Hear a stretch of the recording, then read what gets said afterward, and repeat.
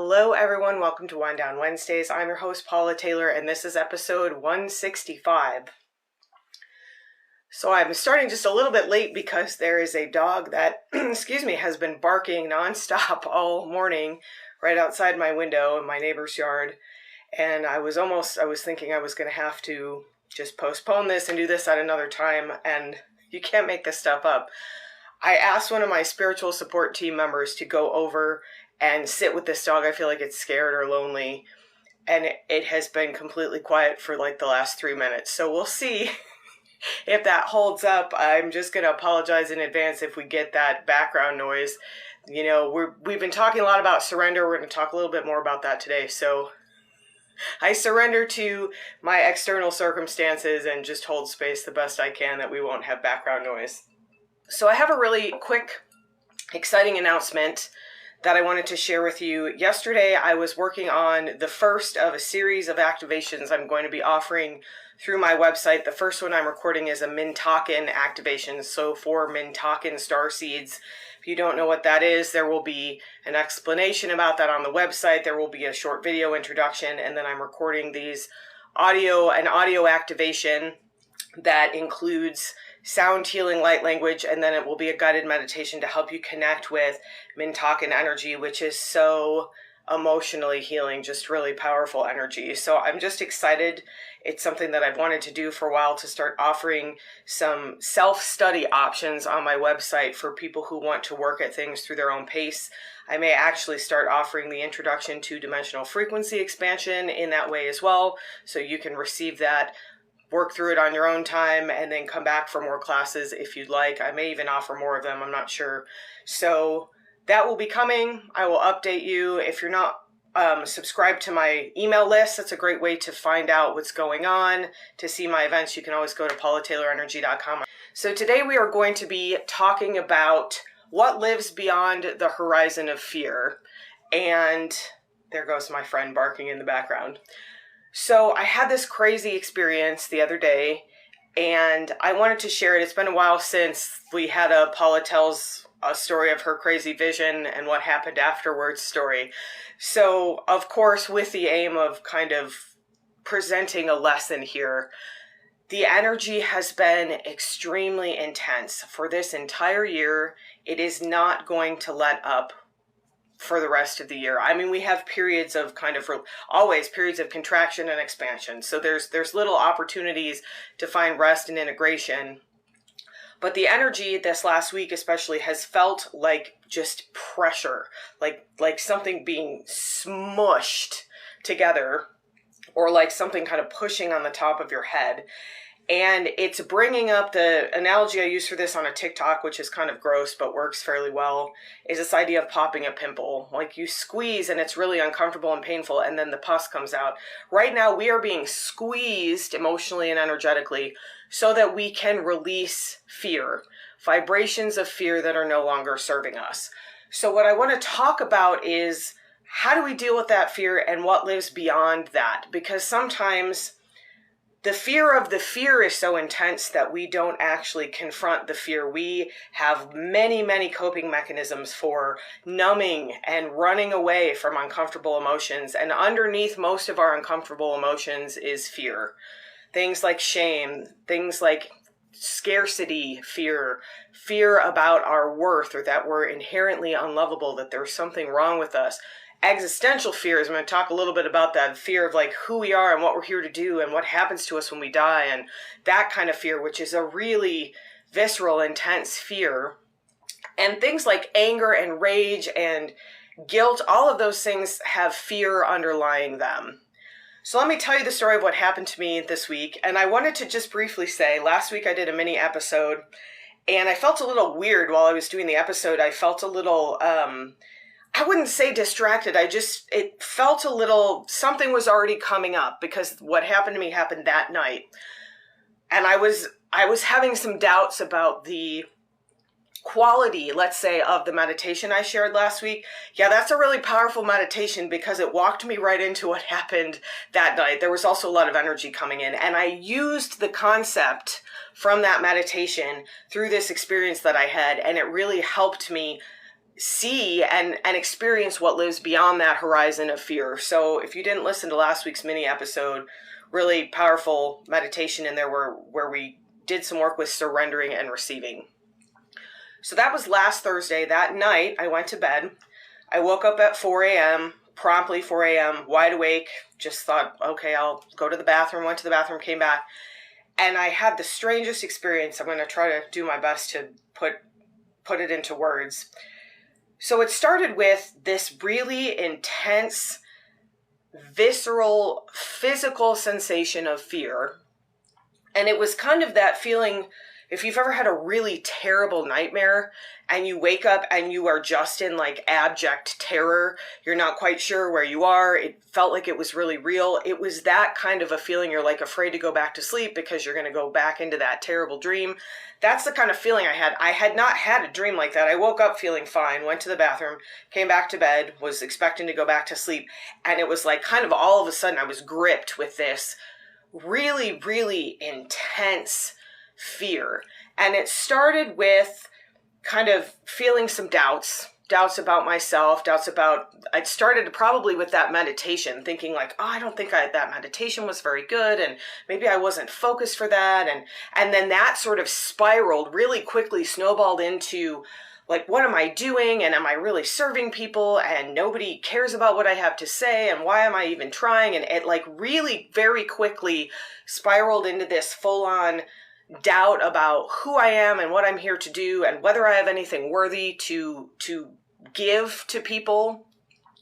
And then that very quickly snowballed into this really deep existential kind of fear and dread, that feeling of, I used to have this when I was a kid, and I have to say I'm lucky. I'm not lucky. I've worked really hard spiritually so that I don't have these kind of fears come up a lot. I've worked through a lot of them. I've released a lot of them. But right now we're being asked to release the really deepest kind of things that we haven't excavated. So I started having this fear of death, like this fear of sort of, what if there's nothing after we die? And what if all of the information that I've received over all of these years, all of the loved ones I've connected with, both my own and other people, all of the spiritual information, what if it's all just not true? What if it's all crap? What if I'm crazy? It's all in my head. None of this is real. And when we die, we just die and that's the end, and there's nothing else. And there's just like blackness. It's that fear of kind of non-existence.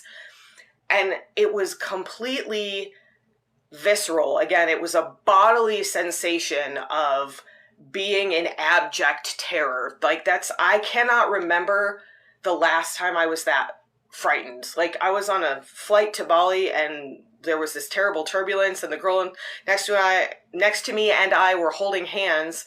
And even then, I remember thinking, seriously, I made it all the way here and now I'm going to die. It was not this level of fear, because I am not afraid of death most of the time. I know, as much as any of us can know, I have faith in what happens. I have seen people. I have connected with people. I have had beautiful experiences. So this was very strange. It felt like it came out of nowhere. And it's interesting. I was sleeping in a separate room from my husband. He actually had COVID. And so it was very interesting because I could have done something. I could have used a coping mechanism to kind of cope with that fear. Like in a normal circumstance, I may have actually, woken him up and been like, oh, hold me, I'm scared, or just like snuggled up to him or something. But he was in a completely different space and I couldn't go in there because we were purposely staying apart so that I did not get COVID, which I didn't. So awesome. But I was confronted with, it was like, this is why I'm calling this beyond the horizon of fear. All I could see was this fear. It was like, looking out, it was like being out in the middle of the ocean and looking around and realizing you're completely alone. There was just nothing. And I was reaching out, I was asking my guides for help. My archangel guides are still in their New Earth orientation. So I was like, I'll take anybody, come on, please. Like, I make jokes sometimes about Jesus not being my favorite guide. I've been working through that, but I was like, Jesus, come help me, please. And it was very interesting because I could sort of see him like in my mind's eye. I don't really see things with my regular eyes. Now I do sometimes, but it was like he was through a haze. It was like there was static and I couldn't really connect with anything. I could kind of feel my dragons, but nothing was bringing any relief to that fear. It was just so intense. Again, it felt like the phrase that comes to me is abject terror. I can't even describe it, just how scared I was, how frightened I was, how much fear was coming up. And then I remembered the meditation that I had channeled that day and how we had talked about surrender, flexibility, and receiving, receptivity.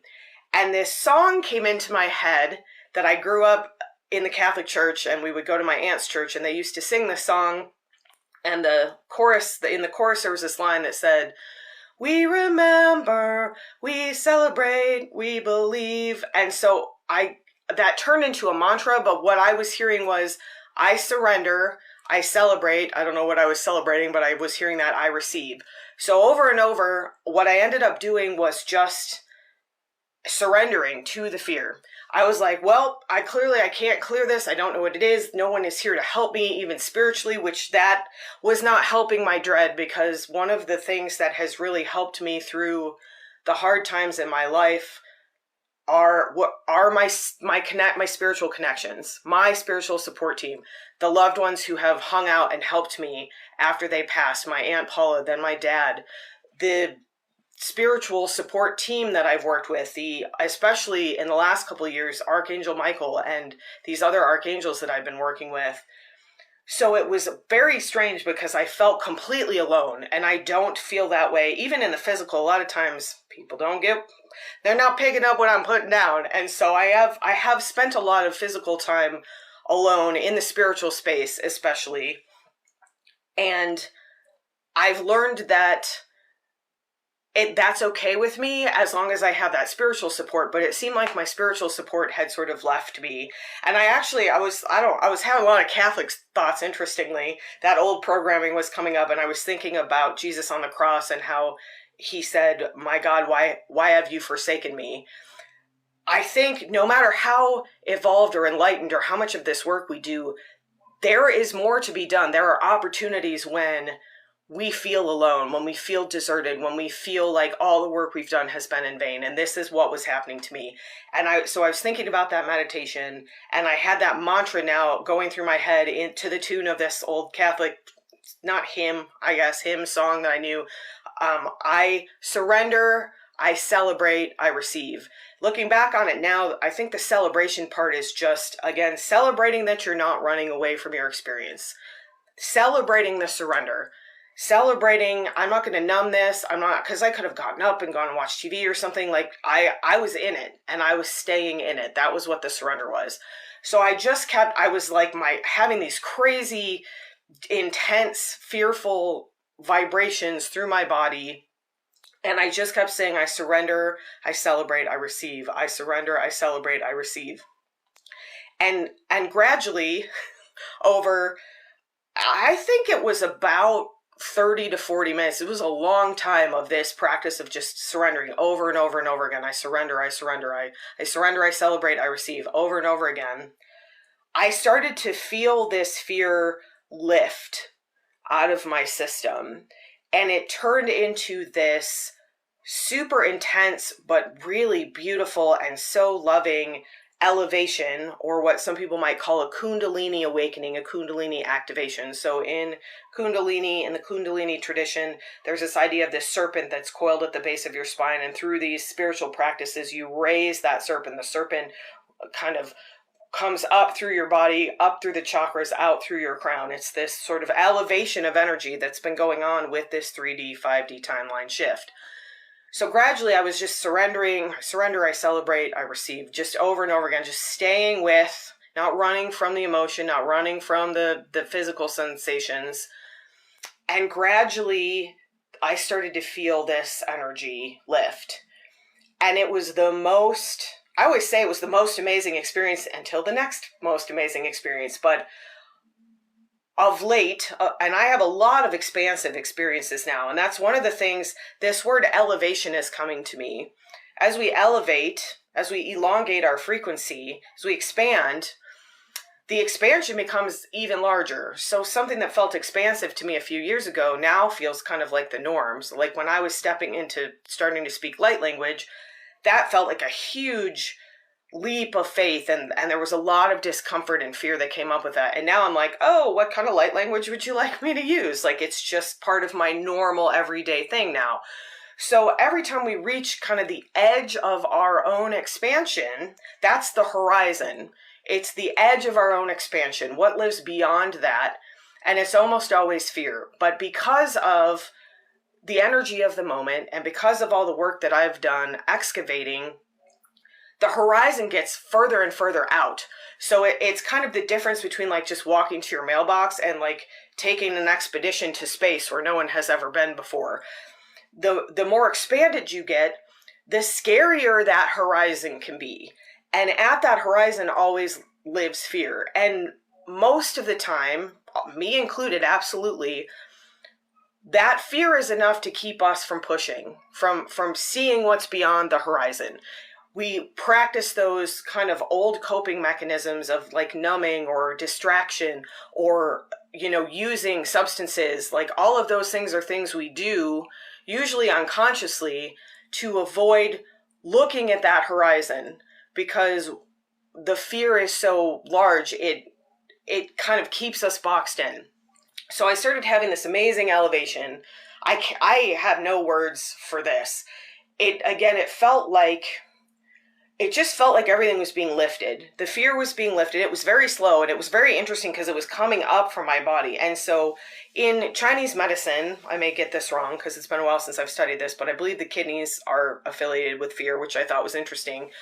As this energy was like coming up my spine, like up through the core of my body, it wasn't just my spine, I could actually feel it wringing out my kidneys. It was like my kidneys were these sort of rags full of fear, and it was wringing out the fear. And so I could feel my kidneys like being wrung out, and I could feel all this fear kind of leaving my kidneys and then sort of moving up through my body. And I remember saying, like, don't forget my adrenals, that's where the stress hormone is, squeeze those out too. And it was a very gentle but extremely intense and profound experience. Compared to the fear that was leaving, it was like relief, but it was a very intense squeezing sensation as like my kidneys were squeezed, and as it was coming up my body, it was kind of like it was squeezing all of the fear out. Now this pimple reference is coming to me again. It was like all the pus, all the fear was sort of squeezing up and out. And at a certain point, I felt my crown, it was like a waterfall going up out of my crown, like Niagara Falls, like it was huge. My crown is pretty open most of the time, and I could just feel all this energy flowing up and out. And I was smiling. I just was lying in bed, and I had realized, I had to work in my medical job the next day. I was like, I'm not sleeping. That's okay. Like, I'm clearly meant to be having this experience. It's very interesting. You can go to my TikTok and see this. I posted a stitch, like a connection to another video of this woman, Erin Brown, who's great, who follows the Schumann resonance and kind of channels information about that energy. And if you look at the Schumann resonance at that exact time, it's so interesting because I looked after this happened, and she said at 7 a.m. Central Time, which is 5 a.m. my time, which is exactly when this elevation started happening, there's just a white beam of light. Usually the graph, there's a little bit of energy and then it kind of goes into this like sort of integration, or there's like angel wings, sometimes she calls them. This was just like a solid column of all white. It was intense, and that was exactly at the time I was having this experience, which I thought it's always interesting to get confirmation. So this energy was like elevating and elevating and elevating, and I remember just thinking like, I want to stay here forever. It was so expansive. And I'm going to share what happened next just because it's crazy and I want to share it. And also because beyond the horizon of fear lives sometimes more fear, sometimes huge expansion. And I want to talk about what happens after the huge expansion too, because after the expansion comes the contraction, comes the integration, comes the need for rest. So after this experience, I actually felt like garbage for a little while, and I'll kind of explain that. And that's actually to be expected, but it also, it's kind of like the day after Christmas when you're like, I already opened all the presents. And now like, there's this sort of like emptiness, like a postpartum depression a little bit. So I had kind of reached the peak of this experience. I was like totally open. I could feel my crown open. It was so beautiful. And then it was like, now it's time to rest. And I remember I looked at the clock and it was about 5:30. So this took about, the fear part was about 30 or 40 minutes. And then this expansion was about 30 minutes. And it was like, well, I have to get up in an hour. And it was like, that's all right. You're not really going to sleep anyway. So I thought, well, I'll just be kind of taking a nap. So I closed my eyes. My eyes were kind of closed on and off, but I set the intention to just rest or sleep. And it was like, you're not sleeping, you're leaving, you're going out. And I felt this like pull up and out my crown. And the next thing I knew, I was in what I at first thought was a lucid dream. So I have lucid dreams sometimes where I realize I'm dreaming. And then I can usually tell because I can like stick my hand through the wall, or I can like, levitate or something. And then it's like, ooh, I can do anything I want. And so I'll fly around and, just kind of play. So at first I recognized I was like in this room, and it was this like small kind of musty room. And I was like, oh, I don't want to be in here. Like, this is a dream. I don't have to stay in here. And so I flew through the wall, and I ended up in this. It was essentially like an old shopping mall, like an old 80s looking shopping mall. It was empty. I mean, there were a couple people in there, I'll explain, but it was like an empty shopping mall. Like the stores were there, but there was like kind of the big wide open space, maybe just like as you walk through the mall. And I looked, and there was a guy playing a drum set, and then there was this girl like dancing. And I was like, oh, I don't know what this is, but this is some more of this like lucid dream. And so I'll just go on to what's next. I don't want to stay here. I'm going to look for something that's like more expansive, I guess is what I was thinking. So I went to kind of go right through this woman, because when in a lucid dream, the word that was coming to me is that idea of NPCs. I think it's NPCs, non-player characters, like in the movie Free Guy with Ryan Reynolds, great depiction of that. It's these sort of characters that are just there, but they don't have their own agency. Like when you're in a dream, sometimes you're dreaming about like your, like people in your family, but it's not really them. It's like a projection, right? So I'm like, oh, this is just some weird projection. So I wanted to go right through this girl, and I ran into her physically. And I was like, you can feel me? And I was like, oh my gosh, I'm so sorry. And then I was like, you can feel me? Because I can count on one hand the number of times I've had physical sensations in dreams where I could actually tangibly like touch something. Sometimes I have dreams about my beagle where he lets me pet him, and I can feel his sort of, I think they're not dreams. Now I realize I was like in an astral space, and that's how those experiences feel to me. So I ran into this girl, and I was just like, first I was like, oh, I'm so sorry. And I was like, you can feel me? And she's like, oh yeah. And I'm like, what is this place? And she said, oh, this is the skills mall. Basically, I don't think she said mall, but this is where we come at night to practice our skills. So like that guy's practicing his drum kit, and I'm practicing dancing. And she's like, what kind of a skill do you want to practice? And now looking back on this, I mean, it was a lucid dream, but I think I didn't have completely, I was still in sort of an altered state. And so for whatever reason, the first thing I was like, I want to practice my gymnastics. I was a gymnast 30 something years ago. And I could have asked for anything, and that's what came up, which is just kind of fun and funny. And hopefully I'll get back there someday so I can ask for something a little deeper. But I think maybe I just needed some play after that experience of fear. So the next thing I knew was in a gym, and it was in England, and it was in the middle of the day there, and it was a real place. Like I knew I was in an actual gym where people were doing gymnastics, but I was like, well, nobody will see me because I'm in this like astral plane. And so I was looking for the tumble track, which is just like a long trampoline where you can do tumbling, and it's a little softer on your joints and stuff.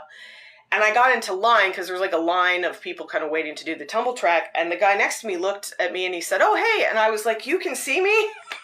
It was like the same experience I had in this skills mall. And he said, oh yeah, I'm a blue. And right away, I've been working with the Arcturians, and there's a lot of blue energy around them and in them. And so I was like, I remember kind of being like, you're an Arcturian? Are you a person? Because it was actually someone I recognized from watching videos on like, this is somebody who has a social media account where they do a lot of gymnastics. So I was like, I don't know if that was just a representation. Anyway, so then I was like, they were like, you're welcome to work out here. And so this is getting long and maybe a little bit meandering, but the last thing I'll say, because I just think it's funny, is that so I decided to run and do a round off back handspring. And I didn't realize, because I think I was in the astral plane, it wasn't really a dream. I was in my current body. And it was not pretty. I remember like sort of landing and being like, oh man, this is gonna hurt tomorrow, because it was my 40-something-year-old body, not my like 15-year-old body that I might have been using in a dream. So anyway, I kind of played around for a while, and then right before my alarm went off, like I knew it was time, and this last thing I'll say, because it's just interesting to me, I didn't wake up. I came back into my body. There was like an actual physical sensation of like, it was like shoop, and I like arrived back in my body, and I opened my eyes, and I couldn't tell for the rest of that day. And like since then, I've been having these moments where while I'm awake, I'm like, am I asleep right now? Because that experience was so real to me. It felt much more real than a lot of the experiences we have in the physical. Like I keep reaching out and like touching walls and sort of touching my body. But then I'm like, well, I could touch things in that space. So like, am I sleeping? Am I awake? Maybe this is really all a simulation. It's been a really interesting experience. So just briefly, let's talk about what lives beyond the horizon of fear. Could be any number of things. For me, for a while there, it was more fear. More fear, more fear, more fear, more fear. But because I didn't run from it, because I stayed with the emotion, I talk about this in my book. It's that idea of dissipation through expansion. So just letting the emotion get as big as it needs to get. Eventually, the emotion will dissipate. But you've got to have the trust, the faith, the ability to surrender, to know that it's not going to consume you, because that is our fear, especially around fear, is that it will, and any big emotion, sometimes people say this to me a lot when we're especially doing trauma work. I'm afraid if I start feeling these feelings, like if I start crying, if I start dealing with my anger or rage or my fear or any of that, that I'll never stop. And there's this fear of being consumed. And if you can surrender and allow that fear to just be there and sort of let yourself be consumed, what actually happens is that eventually it dissipates. So when we can allow for that, there is opportunity for immense expansion, like that experience that I had, this fear being lifted, this incredibly amazing astral travel experience that came as a direct result of me releasing my fear. I had to get those frequencies out of my system so that I was able to essentially elongate myself in a way that I could reach that expanded frequency. After that, I want to just tell you, because the other thing is when we have an experience like that, a peak experience is what some people might call that, there's a little bit of a letdown after that. Like I said, I woke up, I went into my medical job, that whole day is a blur. Like I couldn't tell you any real detail of that day other than I kept thinking about that experience. I was processing that experience. And so then I went into actually kind of a depression after that. And some of that is the after effect of feeling all that fear, the chemicals that come up when you're in that. Then everything has to kind of re-regulate itself. You've got to find your new normal. You've got to integrate. I needed a lot of rest. I ended up kind of not feeling really unmotivated for a few days. I was like getting ready to start recording this Mintaka activation, and I couldn't do it. I had no desire. And then there was fear around that, because our worth is tied to our production. That's one of the big fears that a lot of us have that's been really culturally ingrained in us. So then sort of more fears came up, and so there was this period of kind of that postpartum depression, a little bit of processing, of being a little disappointed that like every night now I'm like, oh, I want to go to the skills mall, and like I haven't been able to get back there. So then there's judgments that come up about that. Well, why could I only experience that at one time? So having the courage to surrender to whatever the emotion is that's coming up that feels uncomfortable in the body and the mental space as well, celebrating your ability to surrender, because it takes so much courage to do that. It took a lot of courage for me to just lay in bed and let that fear be in me, because it was so uncomfortable. It was so scary. So celebrating the fact that you have the courage to surrender then allows you to open that space to receive, like we talked about and meditated on last week. When we clear those vibrations, when we are able to surrender, we open a huge amount of new space to receive. And I will tell you that after that period of kind of contraction, after the expansion, I had the contraction for a few days there. The last few days have been extremely expansive. I have a ton of information coming in again. I have a lot of motivation. I have a larger view. I have a broader view, because I was able to walk up to my own horizon of fear and confront the fear, surrender to the fear. Now I can see beyond the fear, which is this even more expanded version of what I'm doing personally and professionally, where I want to go in the future, who I want to be. When we are in a box, I just saw this interesting TikTok where she was talking about kind of, if you're in the maze, all you see are the walls next to you. If you had like a drone and an aerial view of the maze, you could see your way through. This is this idea of there isn't really a maze there. Like, the maze is the programming. The maze is the coping mechanisms we're using to avoid the emotions we don't want to feel. When we can allow ourselves to feel them, to surrender to them, it's like the maze, it's like waking up in the Matrix. It's like, oh, this was all a projection, and really the horizon, that can be scary too. The horizon is so far away, I don't know that I can even get there. And that can make us feel small, and it can make us feel scared and alone. But we are always supported. In that experience, even though I couldn't communicate directly with my spiritual support team, I could feel the beings, these Arcturian beings around me. I could feel this energy, this fear being squeezed out of my kidneys. It was being done for me, and it was an amazing, expansive experience. So being gentle with yourself, having the courage to surrender to whatever's coming up right now, there is a lot, and also knowing that if you do need to distract or numb, if you do use some of those old coping mechanisms, don't feel guilty about it. Don't beat yourself up about it. Just aim to do differently next time. Having the awareness, recognizing that's not exactly how I wanted to handle that situation, acknowledging it, and then allowing yourself the grace to move on.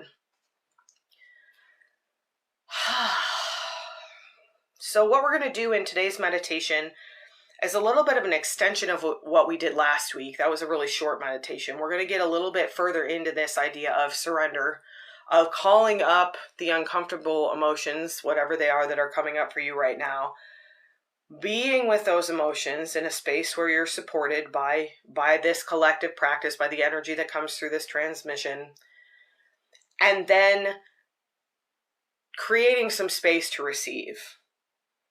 As we surrender, we open space to receive.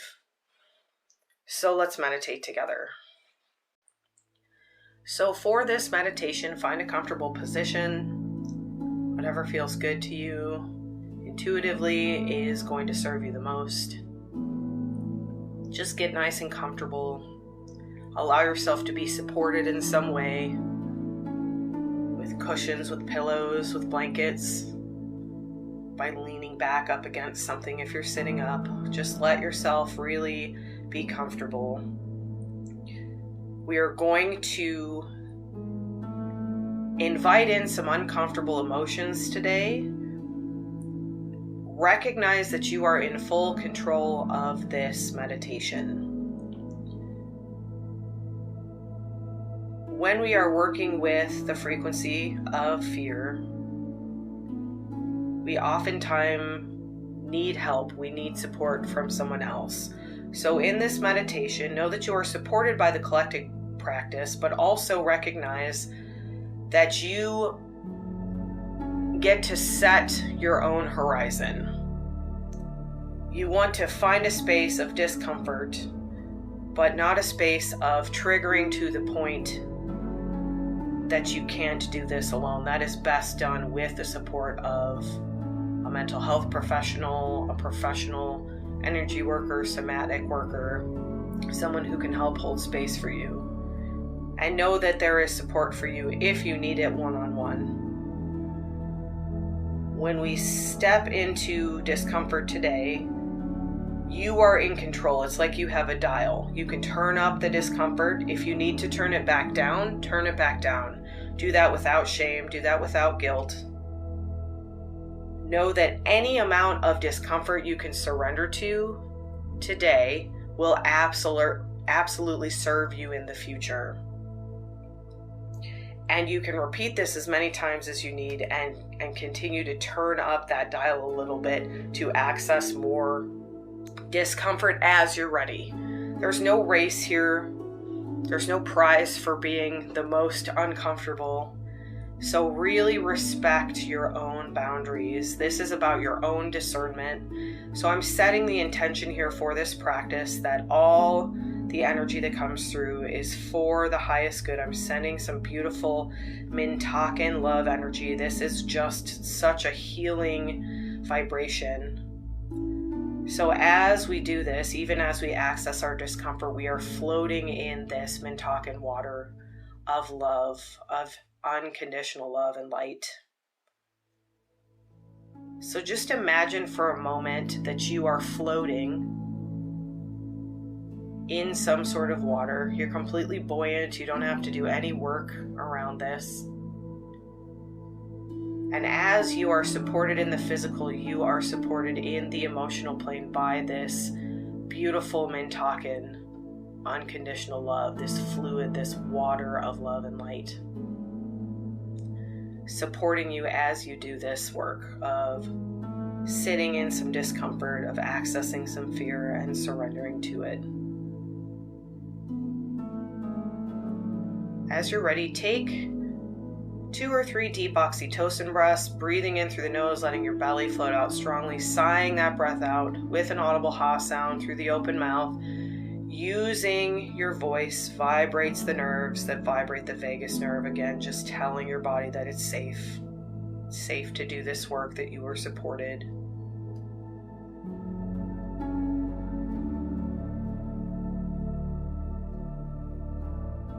Just getting settled in your body here, floating in this beautiful water of love and support. And as you're ready, you can kind of locate, you can picture this as a little dial, like a little volume that goes up and down. On that dial, just turn it to a point where you feel some discomfort emotionally and perhaps probably physically. We want to find some unpleasant emotions that have been coming up recently, some fearful emotions, some anger, some rage, some guilt, some shame, fear, doubt, worry. And you want to just kind of dial this in to the point where you notice it. It feels uncomfortable, but it's not completely overwhelming. We don't want to trigger ourselves here completely in this space. And only you know what that threshold is. Use your discretion, use your discernment. And as you start to feel uncomfortable, we are going to use the mantra, I surrender, I celebrate, I receive. You can say this out loud, you can repeat it in your mind, using this mantra throughout this meditation. I surrender, I celebrate, I receive. Just being in the discomfort and setting that intention, recognizing that the shift will not happen immediately. If it does, that's great. Then maybe you want to turn your dial up a little bit more, find some deeper discomfort. But again, using your own discernment here. Just sitting with this discomfort, sitting with this fear, maybe feeling it physically in the body, in the chest, your heart rate increasing, that kind of feeling of bouncing, or anxiety. You might feel it in the belly, tightening in the belly or gurgling in the belly. You might feel the tension in your shoulders and neck increase. So as you're using your mantra, sending it into those physical areas of discomfort. So speaking directly into your discomfort. I surrender, I celebrate, I receive.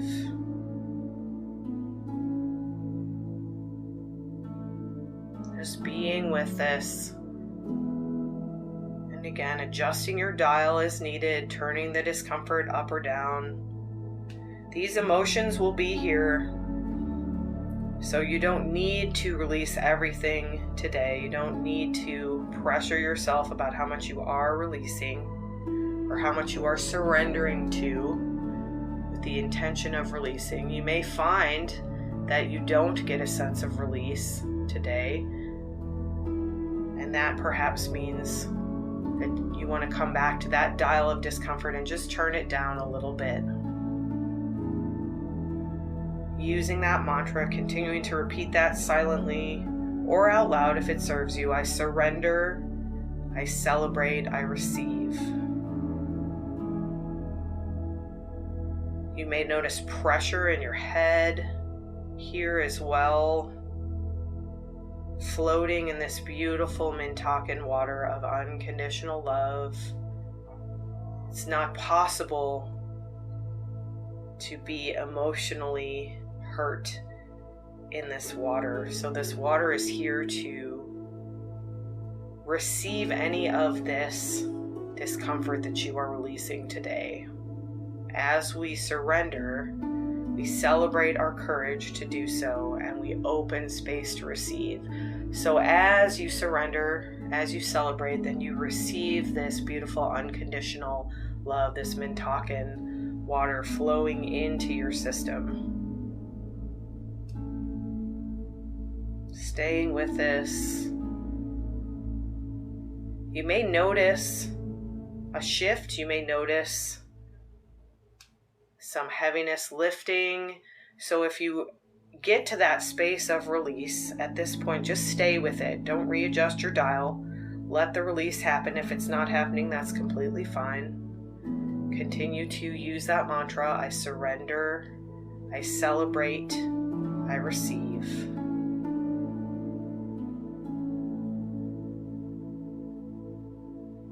If you are feeling a little bit of a loosening of the tension or the discomfort now, just continue to surrender, celebrate that release, and allow yourself to receive this beautiful, unconditional love that's flowing in. You're floating in this water. It's the perfect temperature for you. It's the perfect buoyancy. You feel like you're floating in the womb, completely supported, completely protected, surrendering to any discomfort that comes up, celebrating your courage to do that, and receiving this love that is coming in from all sides now.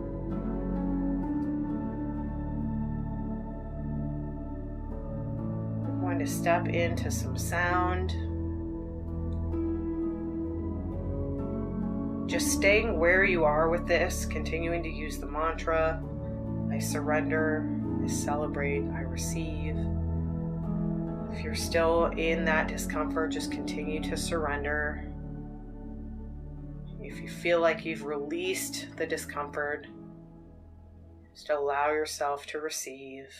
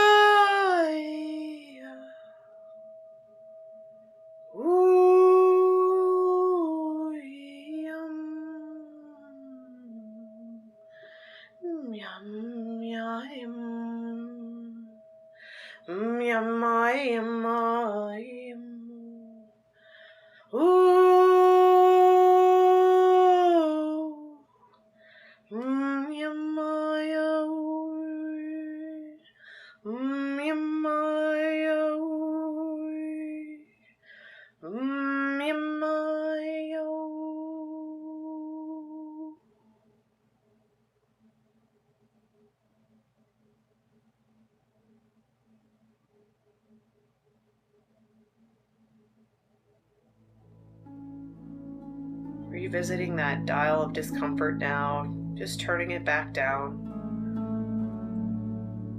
Having grace for yourself. Any of this energy, any of this fear that hasn't been released, again, just surrender. Celebrate your courage for doing this work to whatever capacity you were able to in this moment, receiving still this beautiful Mintaka water of love and light coming in for your highest good.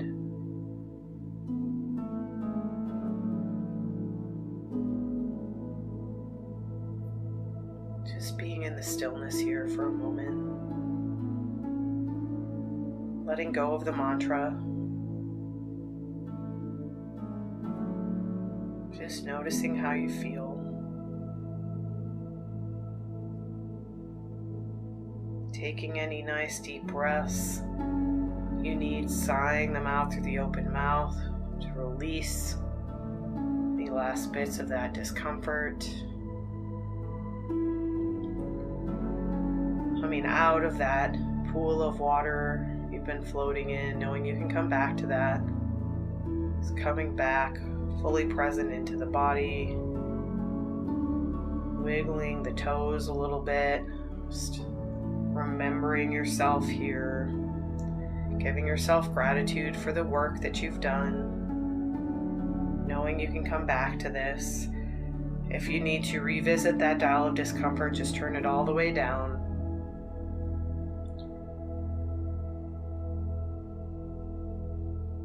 And for just a moment here, look at your own horizon. What exists beyond this horizon? Maybe you can't see it yet, that's completely fine. But know that this work will bring expansion. It will broaden your horizon. It will give you the courage to approach that horizon and to walk past it to find ever more expansion in all areas of your life, of your being, of your body, of your mental and emotional fields. As you're ready, take another nice deep breath in through your nose, sigh it out through your open mouth, add that audible ha sound if you can. Coming fully back to yourself now. Again, just wiggling toes, wiggling fingers. If you're in a safe space to drift off to sleep and you'd like to do so, allow that now. If you're coming back to the rest of your day or evening, continue to move your body. Just slowly maybe rotating your neck, shrugging your shoulders a few times, just coming back fully present. Sat Nam.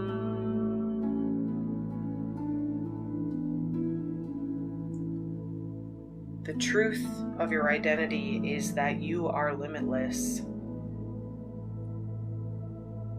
And the horizon that you see is just the fear that's been programmed into you. As you have the courage to surrender to that fear, to approach that horizon, to celebrate your own limitless expansion, you receive more expansion, more space, more beauty, more love, more bliss in your life.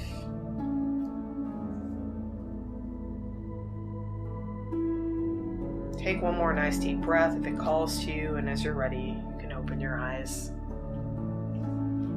Thank you so much for joining me today. Know that you are supported, even when you feel alone. You are supported, you are loved, you are held in love by so many beings. Have an expansive rest of your week. I will see you next week for Wind Down Wednesdays.